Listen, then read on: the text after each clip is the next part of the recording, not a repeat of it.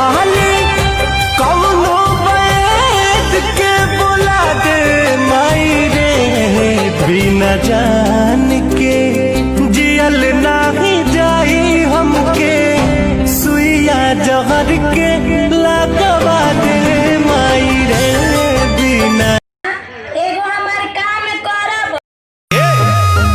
दीपक नस दिल नया सारी ओही उठवा पतगिया नदी ताना महारी। बहनचोद आगे क्यों नहीं बढ़ता तू? अब भोसड़ी के साले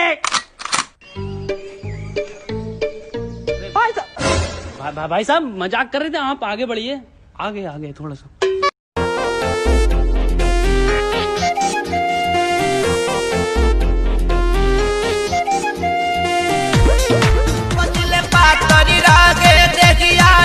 मोटा गइल बा, मोटा गइल बा, तो कवन ले जाए बलम का मन गोटा गइल बा। पछले पातरी रागे देखिया जब मोटा गइल बा, मोटा गइल बा, तो कवन ले जाए बलम का मन गोटा गइल बा। क्या फेरू तो क्या करबा में चाचा, ए चाचा, माई चाचा गेले, चाचा।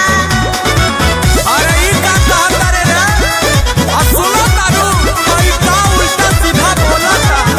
हमर बच्चा अरे यूज मारू का हो? अरे ना दादा पहले रहबू जाती कुआरे में, तकलीफ नहीं होई ससुराले में। पिटाई वाला लक्षण बा बाबू तहार। जवानी सुनिए राजा जानी, जवानी सुनिए राजा जानी, हमसे कुछ दिन दूरी औरी रही ना मानव का नान्हे बा हमरो उमर, कमर लोटे साहे ना, नान्हे बा हमरो उमर, कमर लोटे साहे ना। नाच जैसे ही बम्बे सोहावे बहाली, और छावन में पातर कमर बहाली, और छावन में पातर कमर बहाली। लागे कि तोहरा बुखार बाटे भीतर, गरम हमार भइल थर्मामीटर, हवा तो बदी करी होइया पलंगिया पतकिया लगा के, केवड़िया के पाला सटा के। दिलवा में धसल बनी रहुआ, रहुआ, हा हा रहुआ। ऐसे न पेढ़ा छाना कौआ, जवानी लेके बूढ़ जाई कौआ। पकड़ वाली जानू मारे ले। आज कन्ना में सोते वाली चूड़ा से लगा के जानी।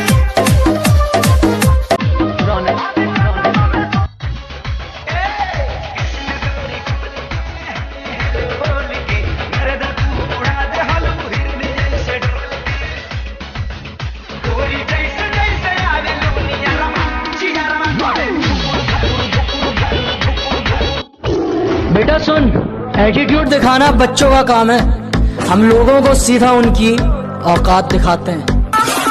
तेरा बाप आया।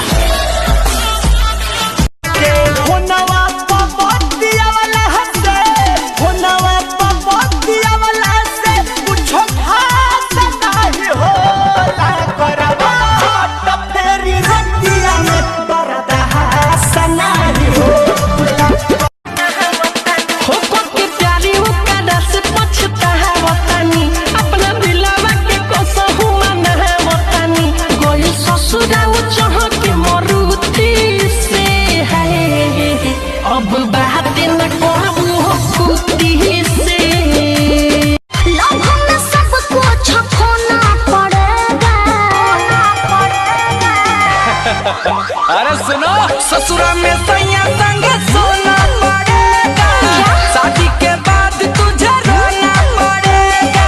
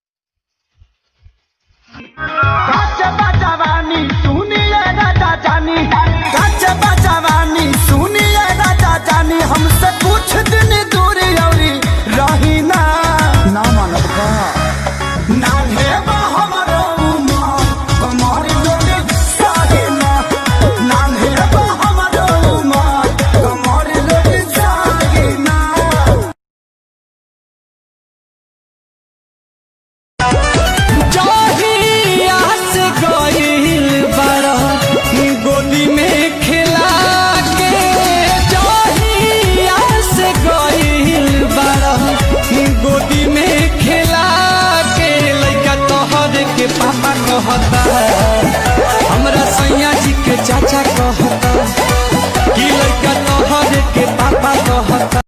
खुनवा से भर के हमारा ले गई हो सिंहरावा, ससुर में काम आई करके सिंगार, लाश के राख से बनई है गजरा। कुछ अखिया के दोस्त रहे, कुछ मनवा के दोस्त रहे, बाकी आज जाके मालूम पड़ल सब दिल में के दोस्त रहे।